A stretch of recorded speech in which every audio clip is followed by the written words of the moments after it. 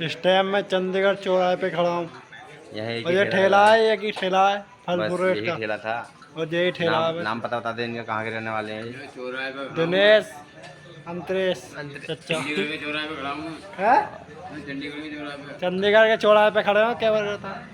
रात के 12:30 बज रहे हैं यहाँ पे। रात के 12:30 बज रहे हैं। और ये पीछे ठेला लग रहा है हमारे मोमोज चाउमीन वगैरह के। मोहम्मद डिटेल पूछ तो फिर डिटेल बता दे कहाँ है? ठेला वाले से कुछ पूछना चाहोगे?